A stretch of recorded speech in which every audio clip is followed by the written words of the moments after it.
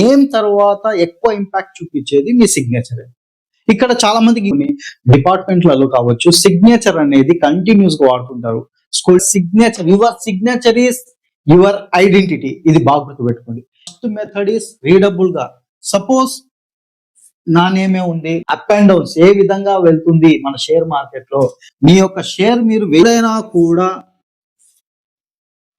ఎప్పుడైనా కూడా నా సిగ్నేచర్ మీరు గమనించారా?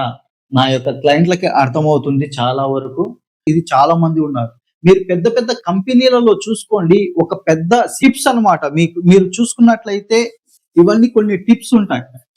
సో ఎప్పుడైనా కానీ మీరు రాసేటప్పుడు సిగ్నేచర్ శాలరీ పడుతుంది, ఎక్కడ వెళ్ళిపోతుందో కూడా మీకు అర్థం కాని పరిస్థితి. వైఫ్ అండ్ హస్బెండ్ కూడా అనేది ఉంటే వర్షం తడవకుండగా, ఎండ తగలగుండగా ఏ విధంగా చాలా మంది చూడండి టీ రాయండి అంటే ఈ విధంగా రాసేస్తారు.